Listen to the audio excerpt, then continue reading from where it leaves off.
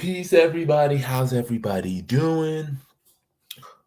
Today, we got an interesting topic. It's going to be based on something that's been going on in current events, and it's all going to tie back into it. So, I'm going to give a minute or two for everybody to get in. Make sure you like, share, subscribe, and comment. And of course, sign up to the website at BAIO.org. I'll give a minute for everybody to come in. Make sure you get yourself something to drink. Make sure you get something to eat. Make sure you got your phone charged, got everything taken care of, because we're really going to dive into this.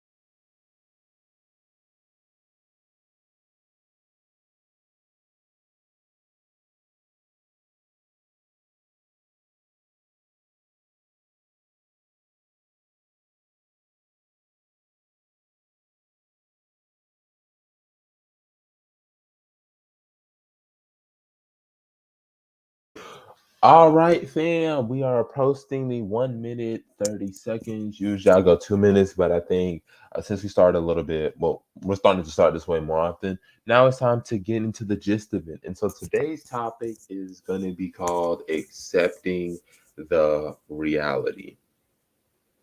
And I got this inspiration from what's going on in the current news. And I'll be doing a TikTok video. So if you are on TikTok, make sure to follow me. I will be letting this video out later on today. But the current event had to deal with the Eileen Gu situation. And the reason why I'm using this current event is because it's going to tie back into accepting our reality in our community.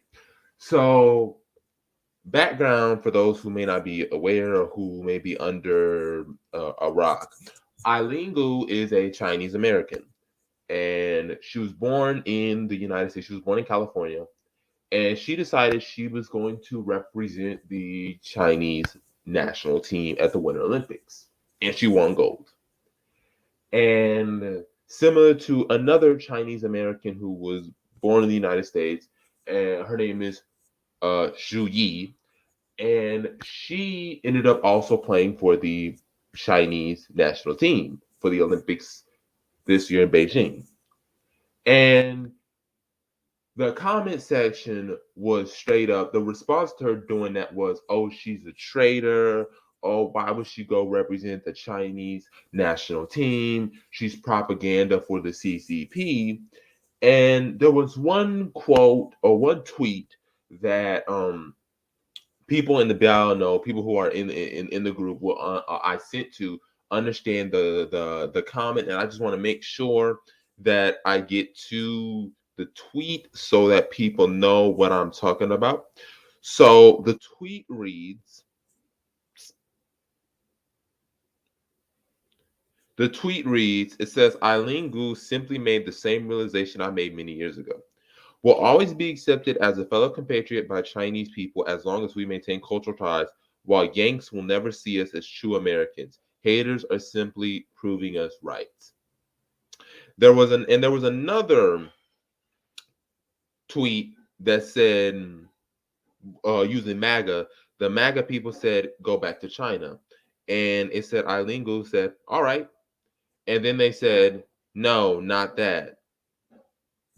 So what does that mean? Why would I bring up that situation?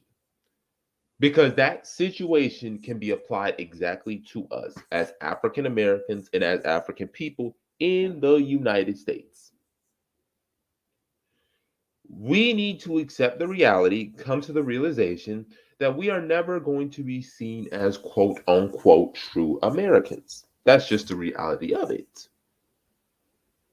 How much more evidence do we need to provide that shows that America ain't see you as American, period. Let's look at Mitch McConnell. Mitch McConnell said out in public what's being said behind closed doors. He said, quote, African Americans vote at a higher rate than Americans.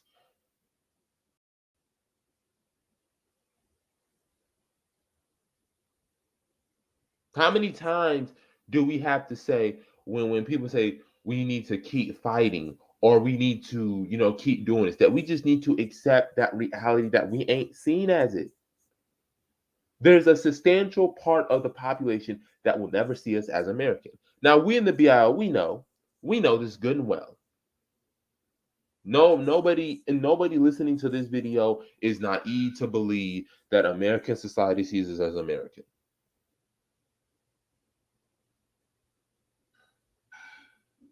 No, but everybody in the BL knows. That's why we're in the BL for this reason. But this is for those who may stumble across this video. But the reality of it is we ain't gonna be seeing it. And we need to get off this militant integrationist Captain American Negro mindset. Or the Captain Black American mindset. We need to get off it. Well, we're off it, but for the rest of y'all, for those who coming in who may view this, we gotta let it go. We got to. It's harming our community, it's doing damage to our community, and it hurts the nationhood process. What is one of the things that you learned in order to overcome something? What is one of the very first things that you have to do in order to overcome something? Can somebody in the chat tell me what is the very first thing you have to do in order to overcome something?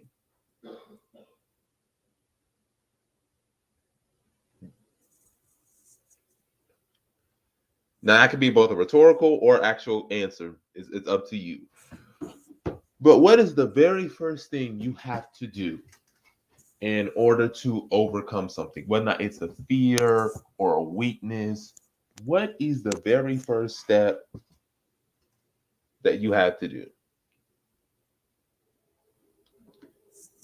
Spirit Lifter said it right, exactly the point that I was going to say. You have to admit there's an issue. You first have to admit that I have a problem. Yep. Same thing, well, baby. Same thing, Dennis. You have to admit there's an issue. If you don't admit there's an issue, you're going to be stuck in the exact same situation no matter how much you want to deny it. It will always be there forever until you recognize and admit there's a problem. So let's apply that to our situation. We have to admit the issue that American society does not see you as equal. A large chunk of the population does not care about you getting equal rights and wants to subjugate you through voter suppression, through gerrymandering, through economics. There is a substantial part of the population that doesn't want to even acknowledge that racism exists or racism should be taught. You need to admit the issue is we are never going to be seen as true Americans, and American society is bent on maintaining the status quo.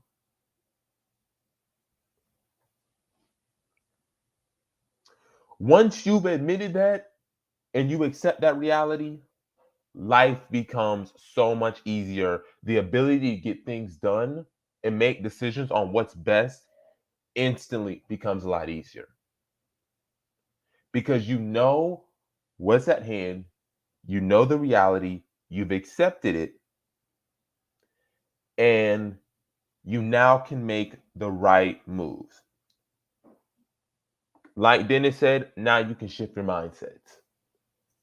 Now you can change your mindset as to what needs to be done, how long it's going to take, the process that I need to overcome it. Once you've admitted there is an issue, you can then shift your mindset.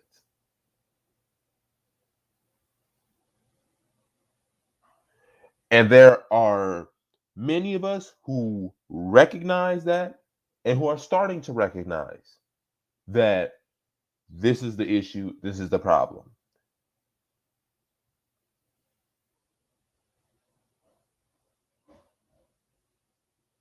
And one of the things that needs to be known, it's not an easy process.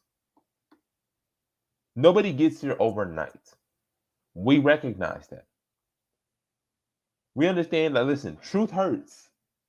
The truth hurts. But like that famous quote says, the truth will set you free. Understanding the truth, understanding the reality will set you free.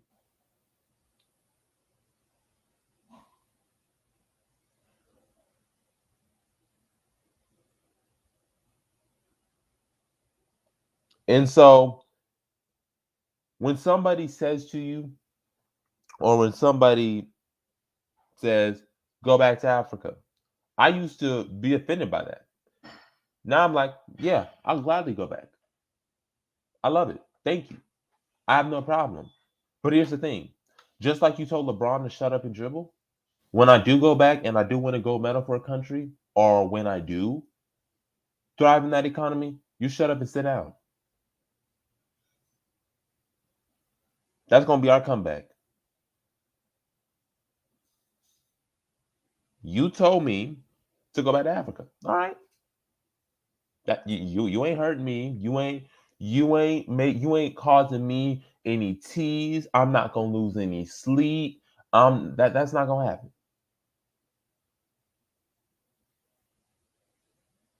I will gladly go. And matter of fact, I want to go.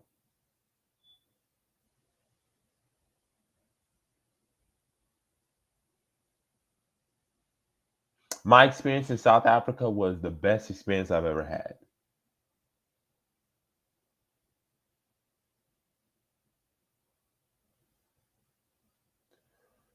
I felt a sense of relief being on the African continent.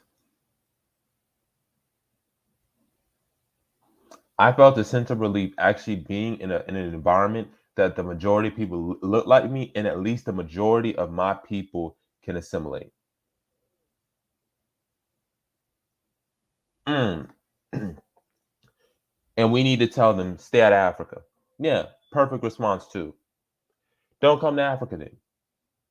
If Africa is this place that you claim is just so war torn and stuff, stay out of it. Don't worry about what we're doing. Don't worry about what other nations are doing. You stay out of it. You said we're war torn, so why did you got any interest in working with us? Just don't do it.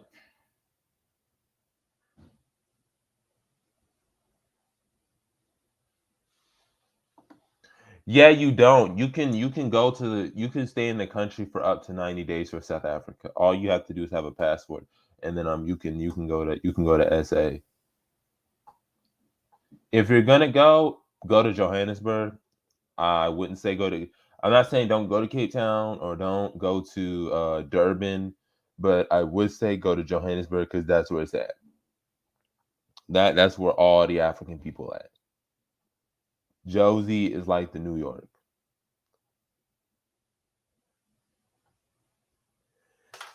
Hmm. Oh yeah. Hmm. Oh yeah. Double speak.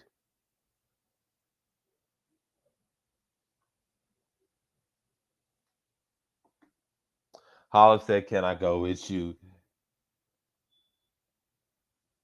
Hey, it's pretty cheap. It's not too expensive. It's not too expensive. I got to go visit them soon anyway, so um yeah, I got to go back and see some of my friends still in South and still in a Josie. I still got to do it.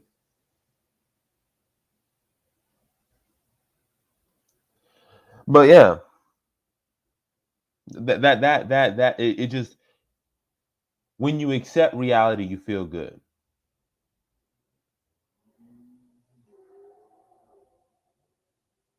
What's the word? Johannesburg. Yep, Johannesburg, Josie, Joburg.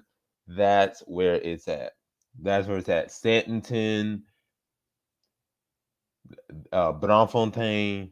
That's where it's at. Where I actually stayed at, it was actually you could see the downtown area, like wherever the University of Johannesburg is, right in front. You can see the downtown area, and it's a big like it's surreal when you see it. It's so surreal when you see it. Absolutely surreal.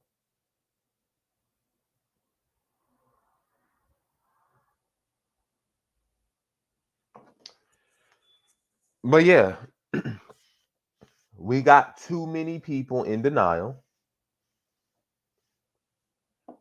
Eileen Gu, not it's Eileen Gu is her name. Eileen Gu, and I applaud her for a situation. Yeah, that's her, yes, Eileen Gu, yes, and I applaud her for a situation. And many Black Americans, African Americans, need to do the exact same thing as what she did. You don't you say if we don't like it here, we can leave. Okay, fine, fine. Okay, fine. That's no problem. I'm not gonna shed tears. I'm not gonna lose sleep. I'm not gonna die. I'm not gonna do none of that. What I'm simply gonna do is say, fine. When we win our gold medals and when we beat y'all in the Olympics, don't say we're a traitor. Don't say thank America for everything that is done. No, no, no, no, no, no. You told me to leave. What you say to me has nothing on me. Has no effect on me.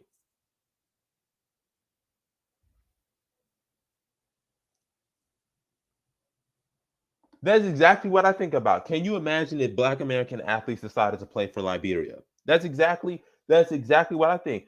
What our athletes need to do is say, okay, since y'all want to be racist, okay, we're not gonna represent Team USA. What we gonna do is we're gonna go play for an African country. We're gonna go play for Liberia. We're gonna go play for Liberia. We're gonna rep their flag. We're gonna sing the national anthem. That's what we're gonna do. No, we're not going to be treated like this. You're not going to ask us to go represent your country and then treat me like I'm garbage. You don't recognize me as a true American, so why do you want me representing you in the Olympics anyway? Is as people were saying, it's Schrodinger's experiment. It's that contradiction of the cat is both dead and alive at the same time.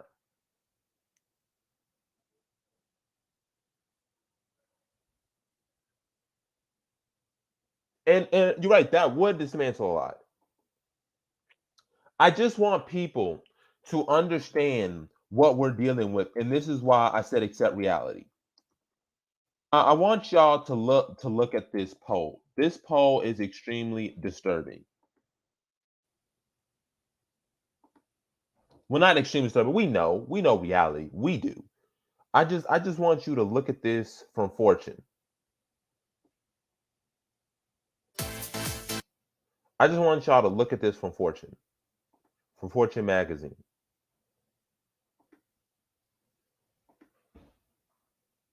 It's from Fortune magazine. It says, hold on, my bad. Let me get it up for you guys. It says Republicans are turning their backs on the NFL for fighting racism. And the NFL is one of the most racist leagues out there.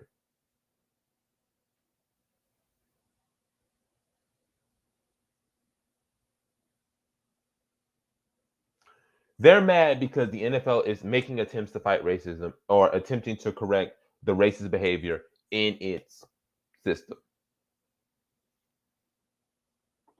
Exactly. 100%. Tell us to leave and want to take credit for our accomplishments. That's exactly what they want to do. They want to have the cake and eat it too, and we got to make it clear they're not going to. You told me to go back. I did go back. Why are you complaining? Isn't this what you wanted? You said we're not you said, quote, if you're not grateful for America or if you don't like how America's treating you, you can always leave. Okay, right, peace. I go win the Olympics. You're you're a traitor. Why would you do that? You didn't appreciate it. Hold on, wait a minute. You said if I didn't appreciate it, then leave. you the amount of cognitive dissonance that you have is astounding. Right, you can't disrespect me and then expect love, respect, and admiration from me simultaneously. You can't. You can't mistreat me, call me names, bully me, and then expect me to love you, to treat you with respect, to give you anything.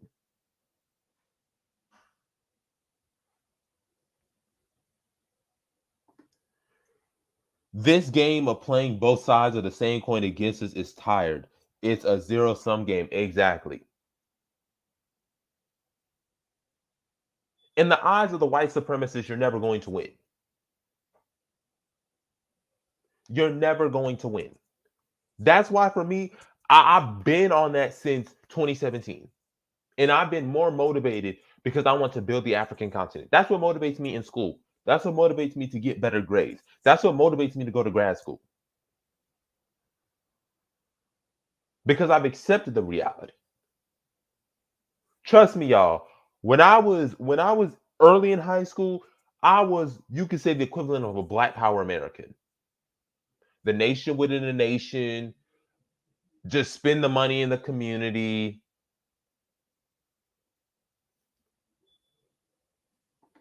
Kevin, billions of people watch the Olympics. This is once every 4 years. It's not like a couple hundred. It's not like a couple hundred people, 100 billions of people watch the Olympics.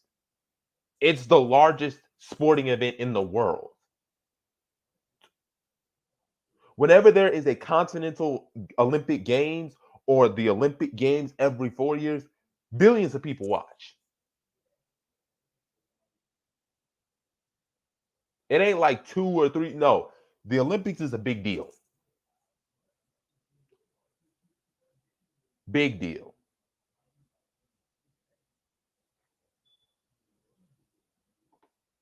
Yep, holla. And that's the point. And that's the point earlier. That goes back to the point earlier of what I said about accepting the reality, right? It's not an easy process. We were all Black Power Americans and military integrationists. We all were. We denied the reality. We refused to accept it. We refused to believe. We refused to accept reality. We refused to believe it's true. We believed we could change it. We believed we could have changed the world. We really did. But eventually, we all accepted the reality. And once we accepted the reality, we adjusted. We like Dennis said, we shifted our mindset. We shifted our mindset. And now a lot of us are better off now. A lot of us are more relaxed. A lot of us are not surprised anymore. A lot of us don't feel the need to do videos on racism or do tweets about what this person said because we know this has been the reality. And it's just time to accept it. And let's bring that reality point, accepting the reality. Let's talk about what we're dealing with in this country. You have a significant part of the population that disputes whether or not Joe Biden won the election. You have a substantial part of the population that believes in QAnon. You have a substantial part of the population that believes that Donald Trump is the savior of America, is Jesus Christ's, was given by Jesus Christ. Jesus Christ is like basically a Messiah of Jesus Christ. You have a substantial part of the population that believes there was voter fraud despite the fact that the audits have shown there isn't. You have a substantial part of the population that doesn't want to recognize reality. And if they can't even accept reality, we can't even move forward. There's no moving forward because they won't even admit something's wrong.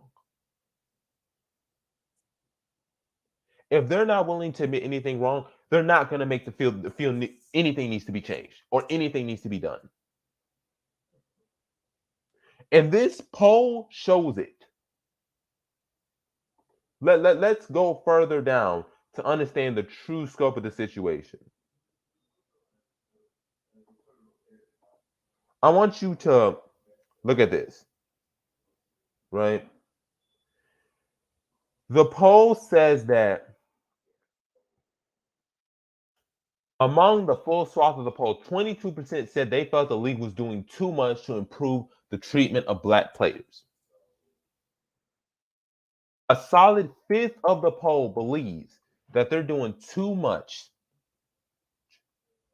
to improve the treatment for their black players.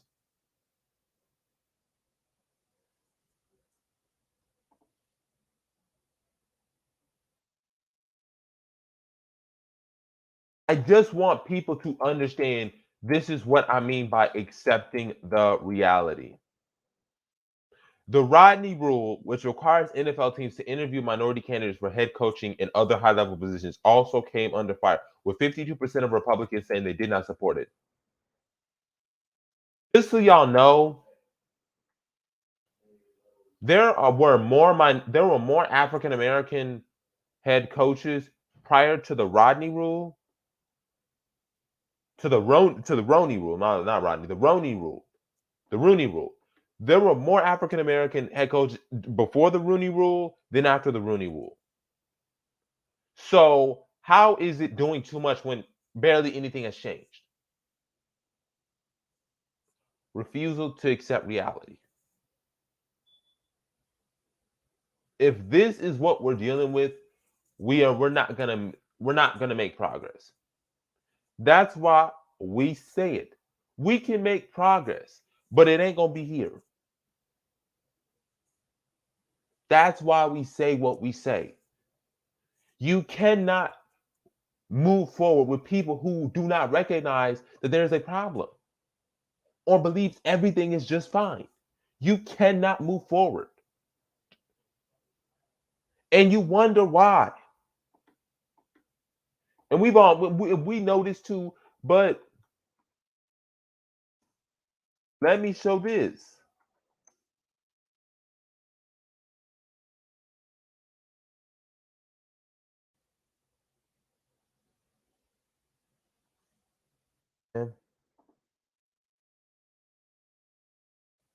Here's another example.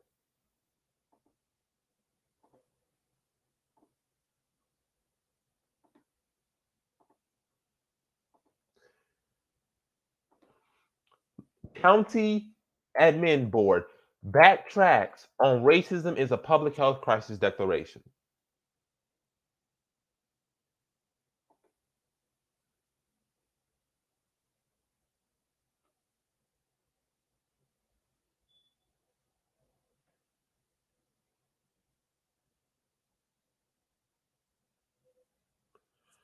They refuse to recognize that racism is a major public health crisis.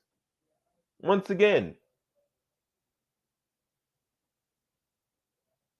not acknowledging the reality and acknowledging our pain.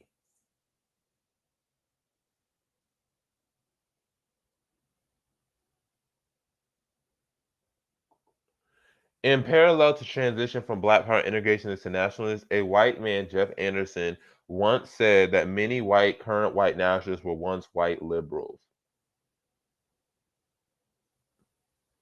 I can believe that to a degree. I can. Because we all know. We all know. There are a lot of white liberals who are comfortable with the status quo or want change so long as the status quo doesn't get changed. They want change within the status quo, within the confines of the status quo. We know. The oppression Olympics is a real thing, y'all. It is. Oh, it is.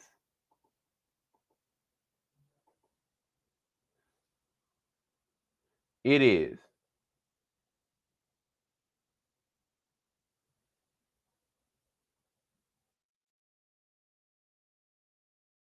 We know racism affects mental health. And this really also struck me as well.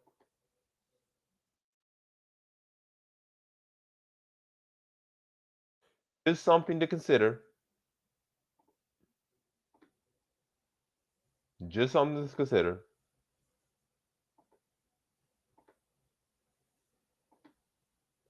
Black Americans at higher risk of death from heart disease if born in the US. I just want everybody to just take a step back and just read the headline of the article. Black Americans at higher risk of heart disease from higher risk of death from heart disease if born in US.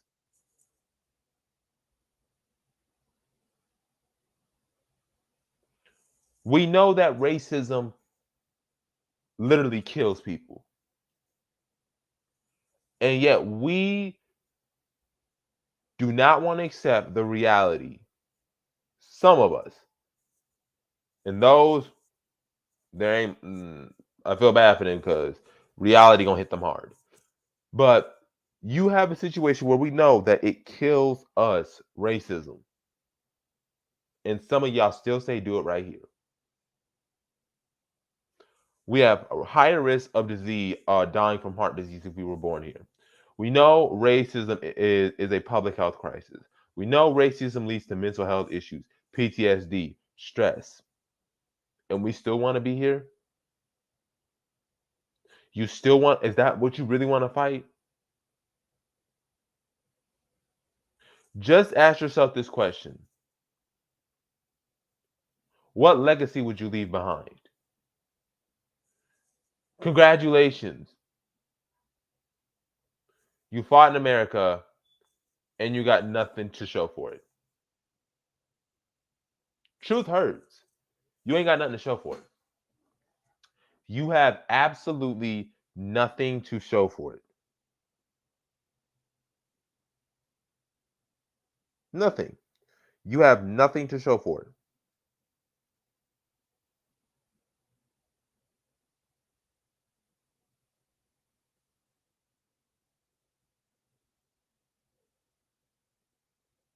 And me personally, I'm not going to stress myself out. I'm not going to put myself in that situation. I'm not going to be in a situation where I'm constantly under duress.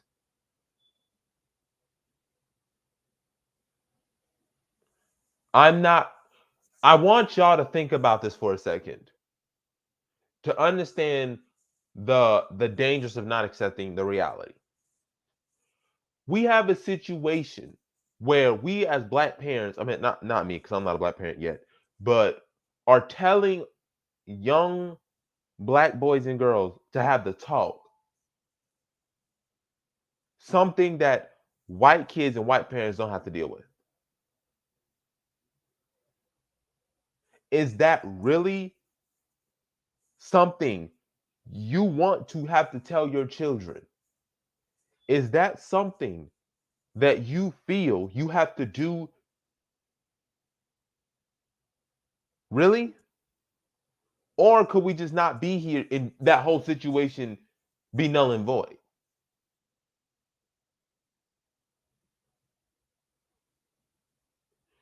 If you believe that the system is never going to change, why are you still in the system? Why don't you get out the system?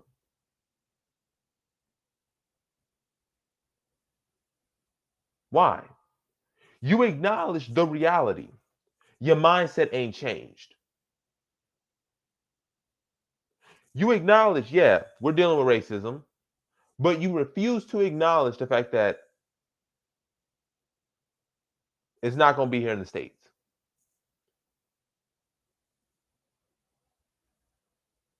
You say we need to dismantle the system. How exactly are you going to do that?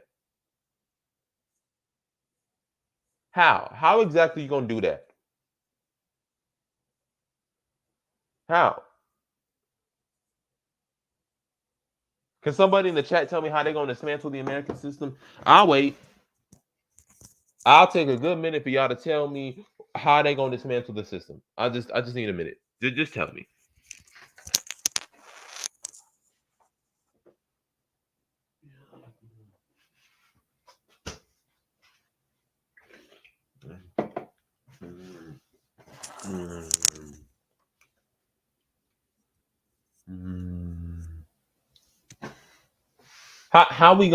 How are we going to dismantle the system? That's all I want to know. Oh, no answers. Yeah, right. There ain't no answers. There ain't no answers. Correct answer. There ain't none. So why are you trying to stay in a system that you know is hostile, that has no interest in your upliftment or your empowerment, that's scared for your liberation? Why do you still want to stay here? Risk getting heart disease, risk getting high stress, high blood pressure, diabetes, all of this stuff because you refuse to accept the reality and shift your mindset. Accept the reality.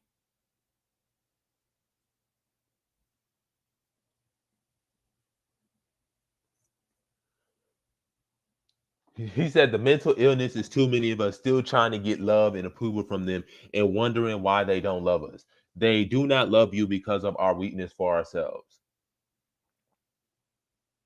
Hmm. Like I said, I'm done with the approval. I'm done with it. Like I said, I'm not trying to get in this country's good graces. I'm not. I make that known to everybody that I talk to. Eventually, I plan on moving overseas.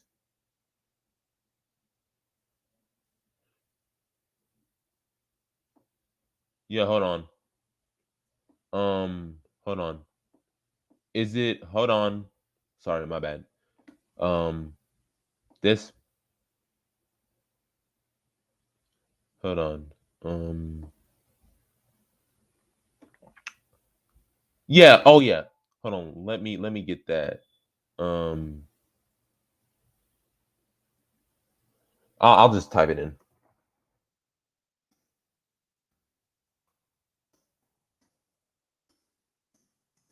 I'll just type it in. And I'll share the screen. Yet, Hollop, thank you for bringing that point up. Black wealth is expected to hit zero by 2053.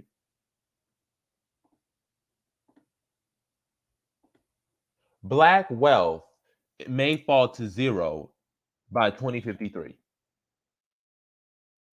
And we still talking about doing it right here? We still talking about doing it right here? Literally. Black wealth is expected to hit zero by 2053. In 30 years, black wealth is going to be virtually zero. And we still acting like some of us are acting like things ain't problematic, that everything's normal, that we got equal opportunities. Let me go even further, Hollip. I'll add a point even further to your point. I'll add something further even to your point.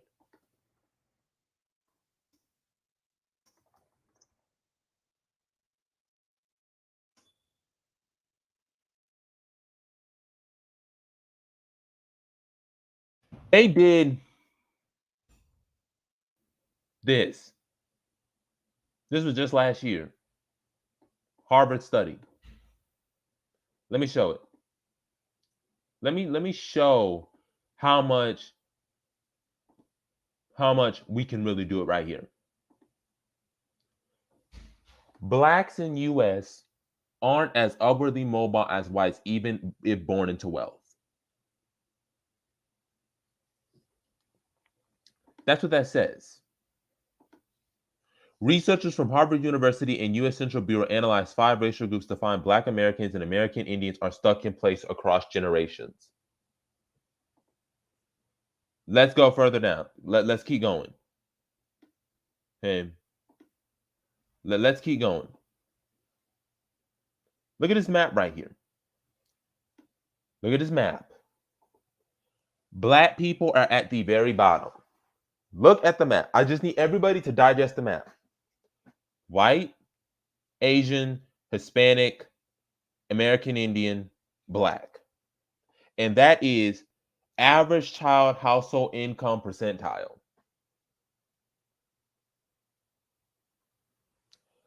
Parent income percentile. So even if you're born in the 99% right here. This is where you at. Just so you know, if we were to draw a straight line, the top 1% of black households would be the equivalent of the top 40% of white households.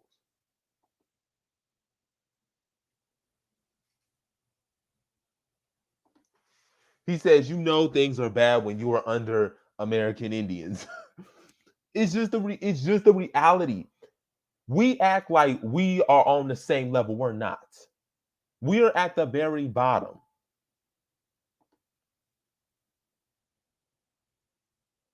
Okay, we're at the very bottom. Okay, along with them. There's very little separating American blacks, black Americans and American Indians. Very little. We're at the bottom of the totem pole. And this refusal to accept reality is what's harming us. It's what's causing us all the dysfunction in the community. The refusal to accept reality. But let's go even further. Because we're not done yet. Look at this. Changes in income by racial group. Look at this. Parent, children, long-term position. That's a legend. Look at it. Look at this. Look at the difference. 25.5 American Indian, 26.8. Look at it. Look at that difference. 26.40.3, 46.9.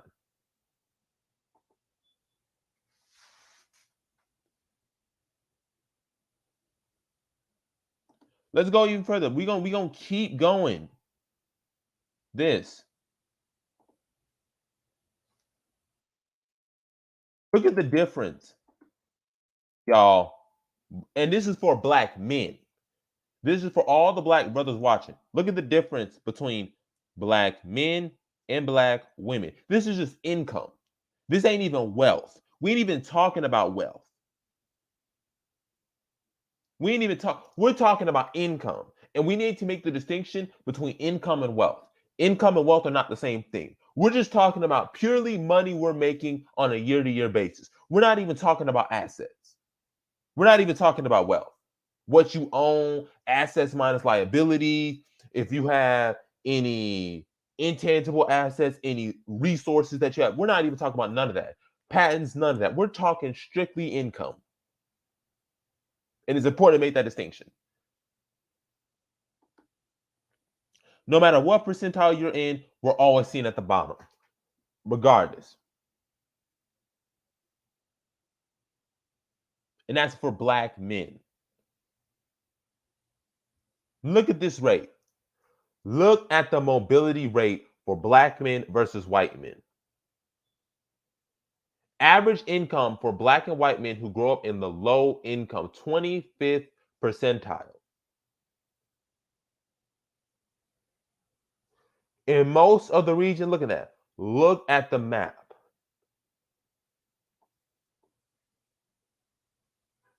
For black men, you see tons of just dark red. For many white men, not all of them, but for many white men, you see a bunch of dark greens.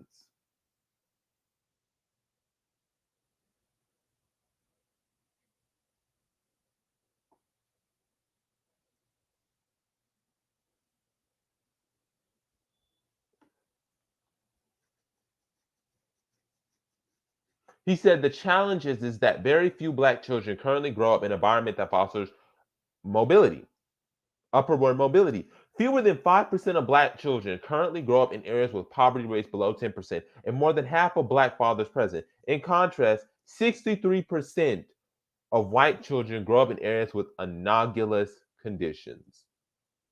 So only 5% of black children currently grow up in an area with poverty rate below 10%. And it says the challenge is that very few black children currently grow up in an environment that fosters upward mobility. That's a reflection on America. That's not a reflection on us. I just needed to bring that.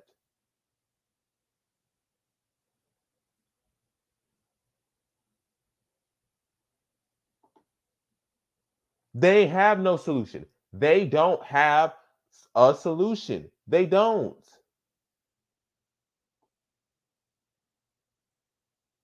They don't. He says, I have a question. Many black pundits claim that we can do it here, only that we should just replace white capitalism with black capitalism. What are your thoughts on that? There ain't no black capitalism to begin with, because there ain't no industries we run it. What black capitalism? What black capitalism are we talking about? Now, black capitalism is just as detrimental as white capitalism. I'm not saying that black capitalism is good as a good thing. I'm not in favor of black capitalism in general. I'm not in favor of capitalism in general. But what black capitalism are we talking about? What black capitalists running anything?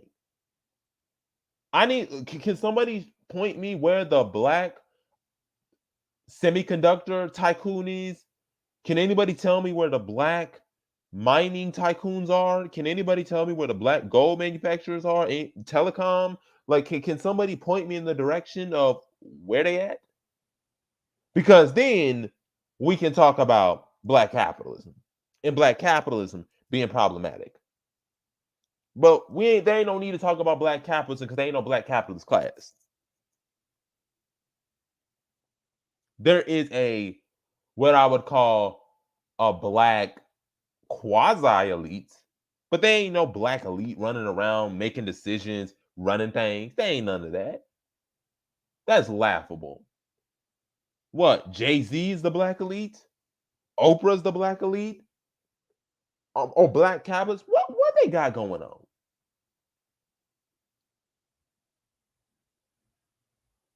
What do they got going on?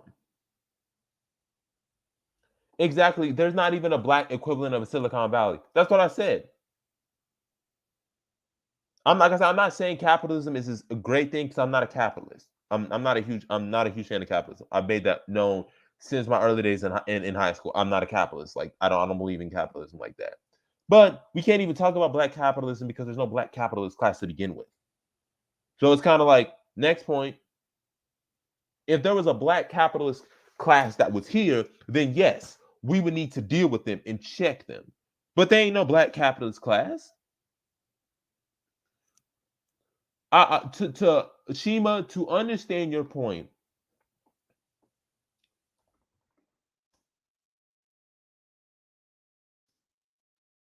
race. I need y'all to understand this. I need you to understand this map. I need to get it to you guys.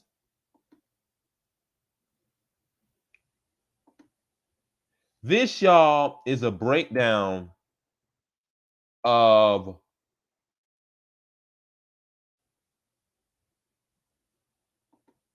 I don't like capitalism either. I don't see why many of our people still promote it. Chima, just to put it into perspective, I'm about to show you the number of millionaires in America. Black millionaires. I just want to break it down for you guys. Look at the percentage of millionaires in America by race. Look at the percentage of black people who are millionaires in the country. Look, that is US millionaires. 76% of them are white, 8% Asian, 8% African American, and 7% Hispanic. And a very small percentage is other, which we can assume is mixed race and American Indian. So 76% of the population that is of millionaires are white. And here's the thing we got to understand about that, right? We ain't even talking about, we ain't even talking about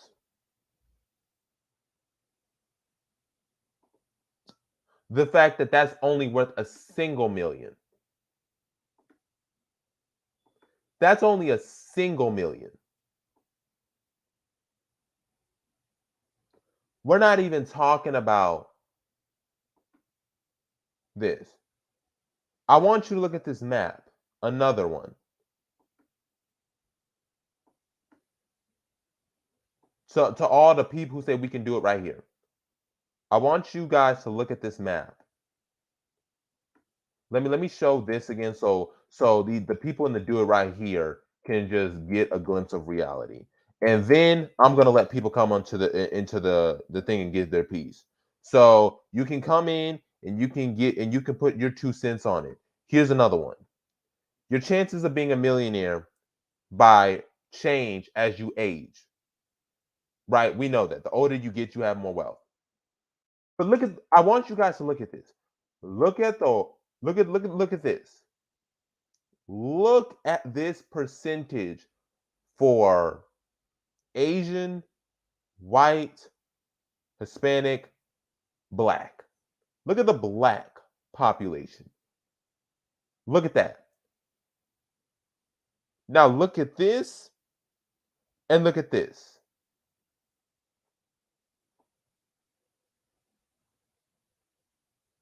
That's by age, y'all. I just needed to show that. A lot of so-called millionaires has to deal with inflating housing value. Exactly. You ain't lying either.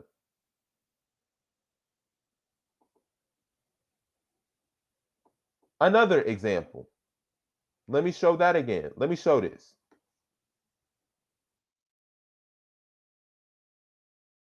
Look at this.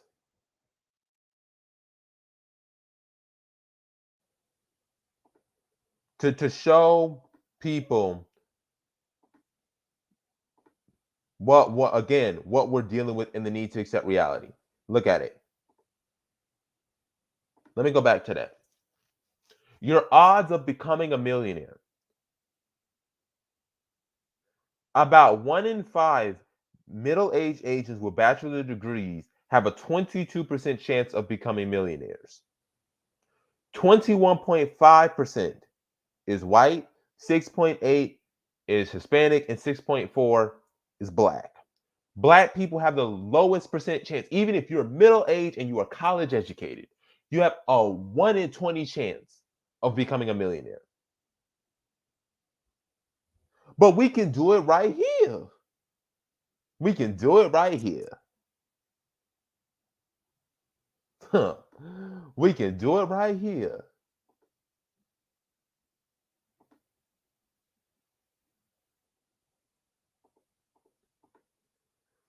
Hey,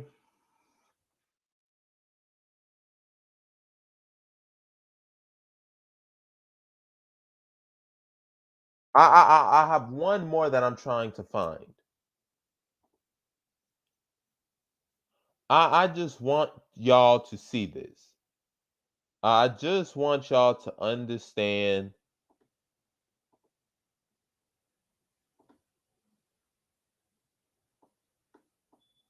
what we're dealing with.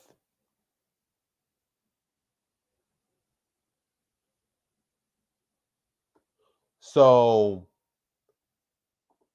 we can start planning accordingly.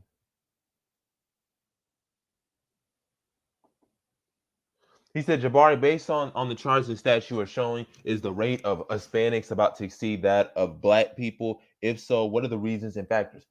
Once again, not all, and the thing about other groups is they're not all homogenous. So other immigrant groups have a chance of higher mobility than Black Americans. And we know that Black Americans are the least mobile group, even with African immigrants. African immigrants are not as mobile as other immigrant groups from around the world. So many of these Hispanics could be Cuban, could be Nicaraguan, could be Mexican, could be Colombian, could be Venezuelan, and they all have a higher chance of upward mobility. Because listen, we tried to do it with the wealth within our community. Bank black. It didn't work.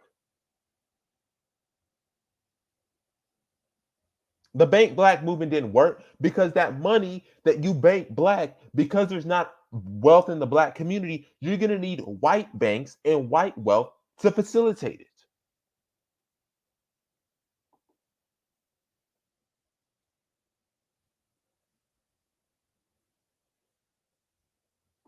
And to really hit it home, to really hit it home, I just want y'all to see this. I want y'all to see this. I want y'all to see this right now. I'm about to show y'all it. I'm about to show y'all it. So that Hollub can come in and anybody else can come in. They can piggyback off of what I said. Look at this, y'all. I just need y'all to look at this map. Look at it. At the white ages 32 to 40, it's $210,742. For black age 42, it's 63,444. So we're talking about, and this ain't even accurate. This is people born 1943 to 1951. The baby boomers, the early baby boomers. Okay. That was when they were in their 30s heading on to their 40s. Look at the average 56 to 64. Look at this. The average family wealth for those born in 1943 to 51, white ages 56 to 54, 56 to 64, $1,338,772. The average family black wealth 56 to 64 is only $251,224. So the average white family wealth for those born between 1943 and 1951 is $1,338,234.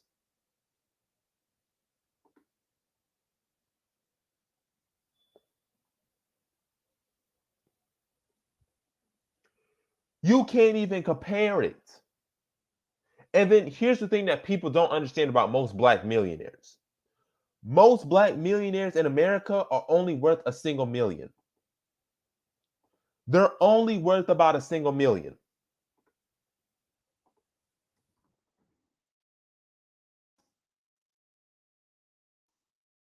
Okay?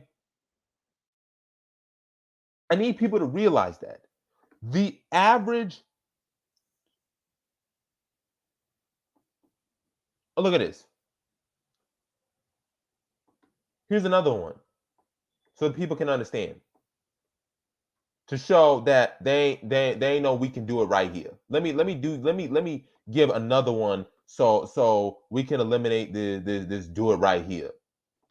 This do it right here mess. So we can get rid of that. We can do it right here. Okay. Where that? Yeah. So the top 1% of black millionaires is about 1.4, $1.5 million.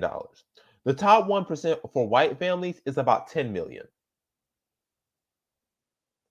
But we can do it right here. We can do it right here, y'all. We can do it right here. We can do it right here, y'all. We can do it right here. Right?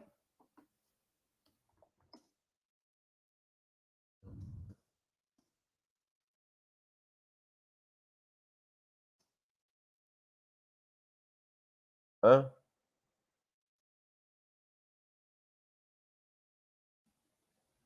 I just need y'all to understand what we're dealing with. Okay? Accept the reality. Just accept reality. And then once we accept reality, we can make moves.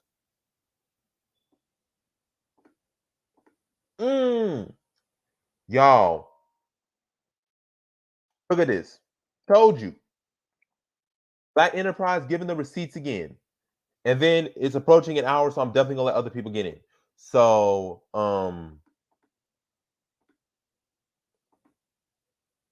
only 2% of Black families have a net worth above 1 million. Only 2%. An estimated 2% of Black households, roughly 340,000 families, have a net worth over $1 million, according to Black America Report.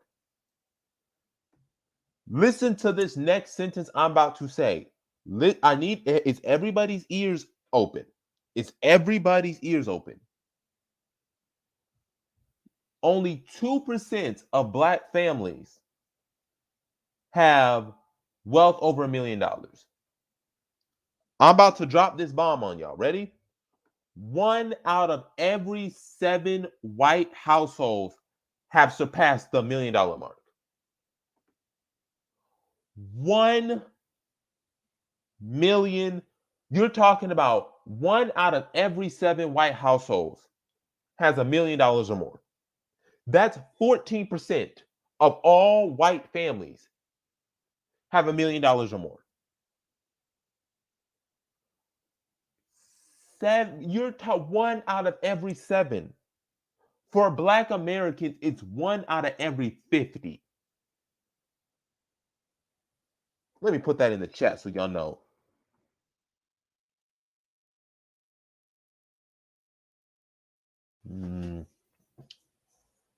You said, the question is, why is the gap so wide? Homeowner or lack thereof? Part of it is home ownership, but part of it has to deal with the systemic legacy of racism. Redlining, FHA loans, the fact that Black businesses were burned down, the fact that Black businesses don't get the necessary capital and resources, the fact that we don't have social capital, because I haven't even talked about that either. Social capital. We don't have the social capital. We don't have the networks to give us money. Chima brought up another great point. The upward mobility of African and Caribbean immigrants decreased with every generation.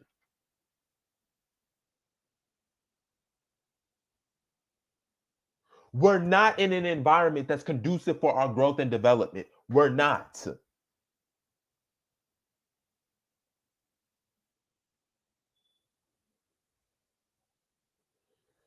Chima brought up a great point. The upward mobility rates of African and Caribbean immigrants decreases with every generation.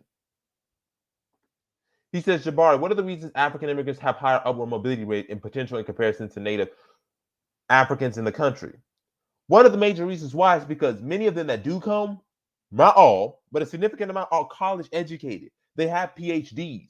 So of course they're able to have more upward mobility than Black Americans who were born here. But like Chima pointed out, as they start to settle in, that upward mobility, Broody, decreases every generation.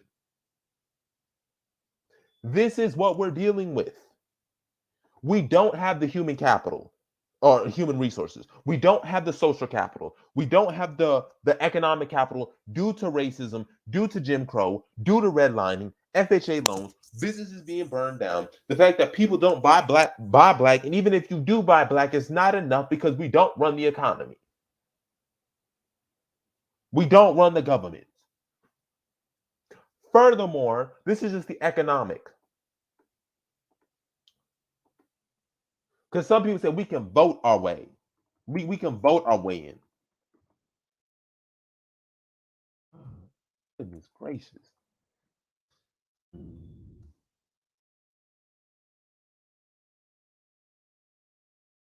I just need to show this.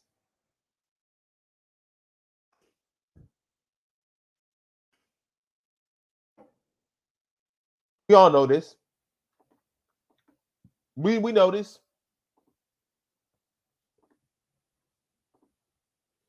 I know Hobbs gonna say congratulations. Water is wet. Shrimp is seafood. Water is wet. Shrimp is seafood. News at 11. There it is, y'all.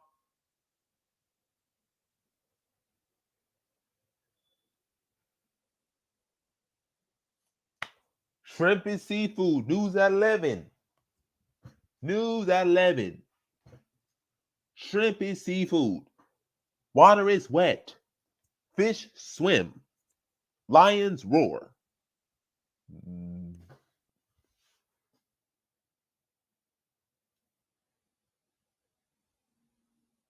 Anyways, y'all.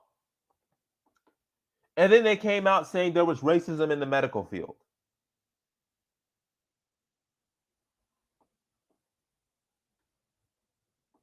The nursing association just brought that out, just released that.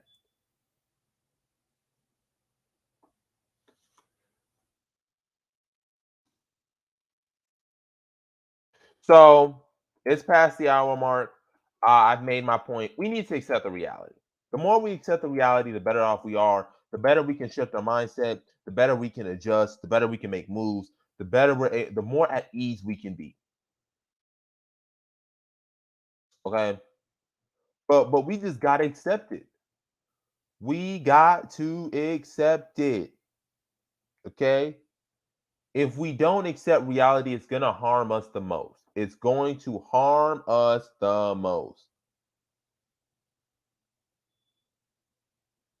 Mm. Mm. Shima. Mm. Uh, mm, mm, mm, mm, mm, mm, mm, mm. And the only way some of us were able to keep what little we had was to marry into white families. Mm. Mm, mm, mm. Mm. Mm, mm, mm. Mm. Mm, mm, mm. That's all I can say. Mm, mm, mm. Mm, mm, mm.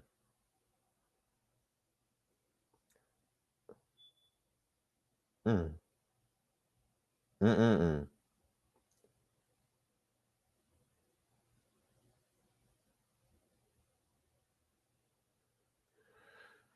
We can do it right here, y'all. We can do it right here.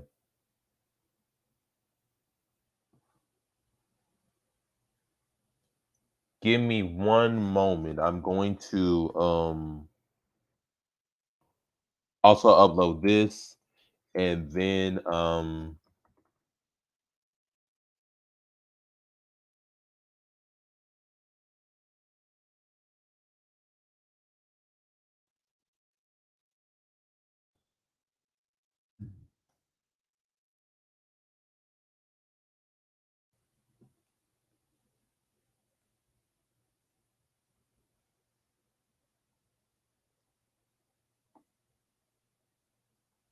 okay,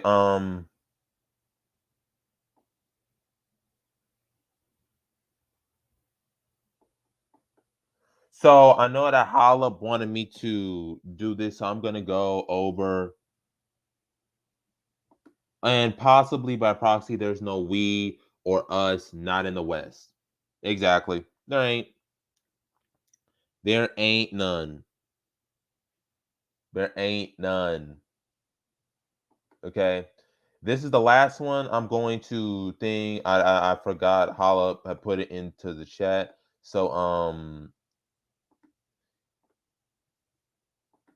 this we own nothing. And this is from Bartholomew J. Worthington III from Black Print Project. It says to put this number is another tree, it would be 16th largest in the world. 3.4 trillion. That's money. That's consumer spending. That's not production. Though I don't like using the 1.1 and then the 3.5 trillion because that's consumerism. That's not production. So I don't like that. But let's keep going further. Um, it says first, while black businesses have increased over 60% since 2000, we still only account for 7% of all businesses. And then he says we own nothing. It says that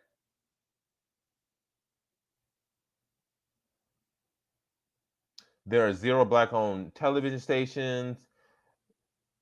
Out of the 75 billion spent in advertising, only a paltry 2.4 was spent with media focused on black audiences.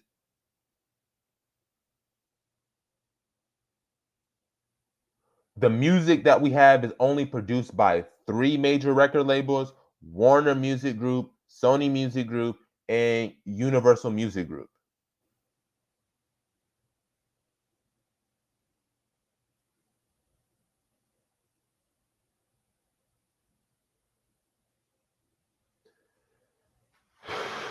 You said moral compass. Oh my god. It just happens. It happens. It's one of those things we just have to accept. But let's keep going on this in this article. We own no we own no car manufacturers, a decreasing share of dealerships, only 261 black-owned dealerships. We don't own any alcohol distributors and apparel. Very few brands are synonymous with black beauty, and grooming are actually black owned. Black athletes make up 65% of the NFL roster and 80% of NBA rosters. There's only one majority black owner of the 62 teams in the league. Out of the 1,426 billionaires worldwide, only eight are black, and only 2 are African American. Okay,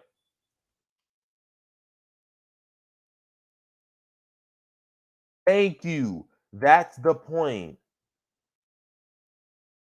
Ultimately, our economic phase will be tied to reaching the collective realization that supporting black businesses as consumers simply will not be enough. Even though buying black will be a critical part of any economic progress we as a people make, we won't fully realize our true power until we realize focus on owning more businesses as producers. Okay? That's the reality of the situation. I've been on that.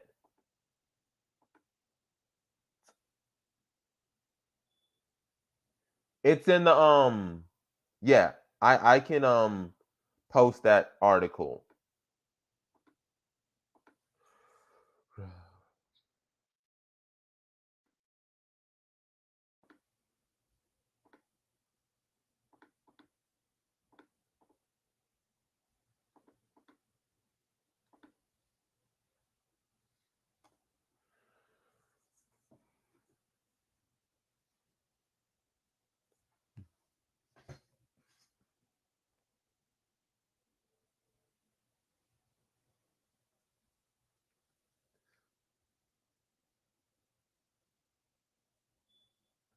And people are gonna say, well, you're saying Africa's a panacea. We never said Africa was a panacea, but the difference is that Africa has opportunities. It has the youngest population in the world. It's therefore going to have a dynamic workforce that can be used to create economic growth and development.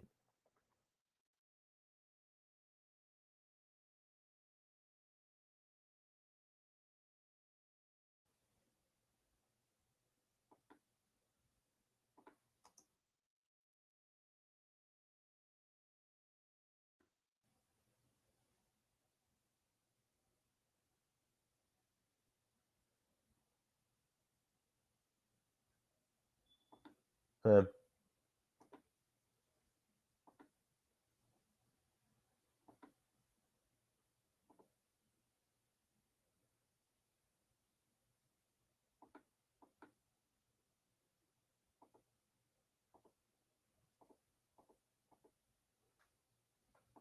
this one was just done by.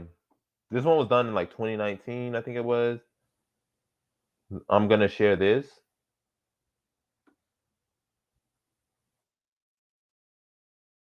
Yeah, it's not perfect, but we have opportunity. So let me show this.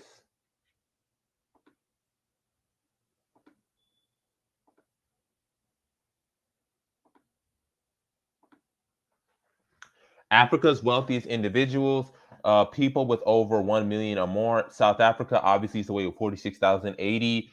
Egypt is next with 20,200. Nigeria 15,400. Kenya, Angola. Then we got Morocco, Algeria, Mauritius, Namibia, Ethiopia. And those numbers, I think, were like all the way back in like 2019. So they probably grown since that our article was last published. So yeah, I mean, they're there. Mm,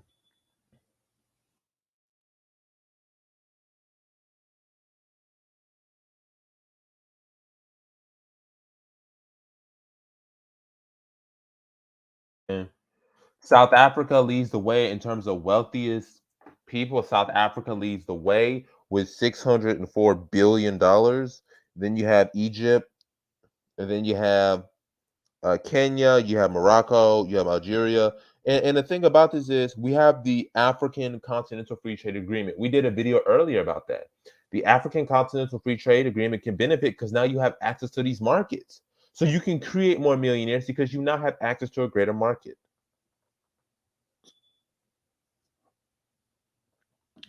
You now have access to the entire African continent. They have South Africa 604, Egypt at 282, Nigeria at 207 billion, Morocco 111, Kenya 90 billion, Ethiopia 57 billion, Ghana 56 billion, Tanzania 54 billion, Angola 48 billion, Cote d'Ivoire 41 billion.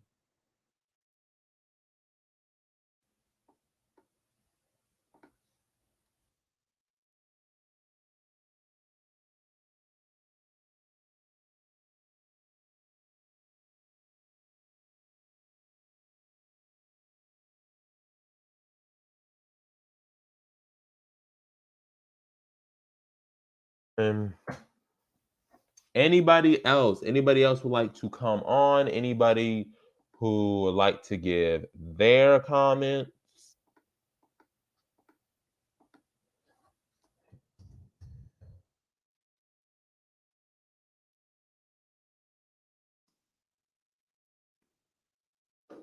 Hey,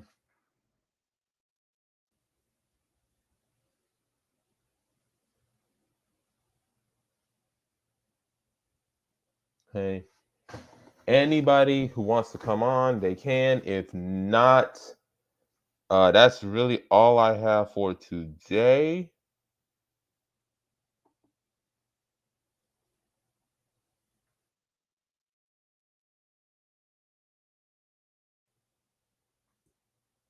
So that's really all I have. Make sure to like, share, and subscribe. Make sure you comment down below. Mm,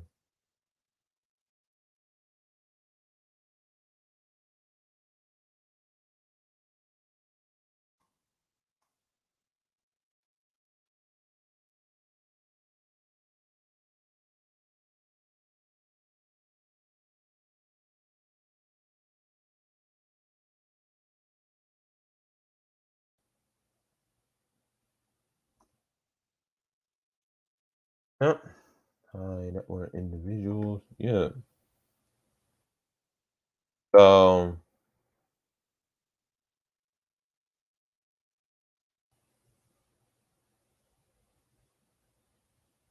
yeah. So I do want to bring one last point to show the opportunities if we take advantage of them. Um,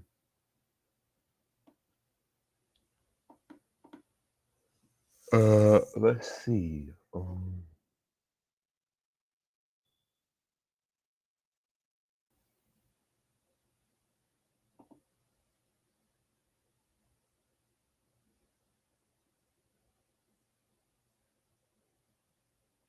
Mhm.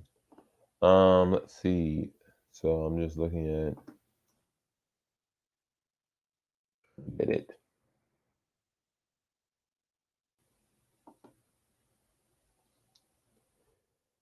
Yeah. Yeah. And there are approximately 125,000 high net worth individuals means there's over 125,000 millions in Africa. And understand Africa's GDP is not that high. So once Africa's GDP gets really high, we're gonna see that number blossom. So and they combine for a total of 1.8 trillion, those 125,000. And in 2020, the high net worth individual population increased from increased 2.7%. And the number is growing. It's growing rapidly. Back in 2007, back in 2007, 1997, it's only 40,000. Now it's 181.8 thousand. So the numbers are getting there. Actually, the numbers are getting up there. That then it was only 40,000. Now it's 181,000. Um, that's worth it, and they have a and they have a wealth of over 1.8 trillion. So there's a lot of opportunity in Africa, and the more that we realize that, the better off we are. All right, fam. Make sure to like, share, comment, and subscribe. Join the website at blafricstan.org/register. Make sure you join the lounge today around 8 o'clock Eastern. We might do it a little bit early because I know there's a Super Bowl going on today. But with that, fam, peace. Have a great rest of the day.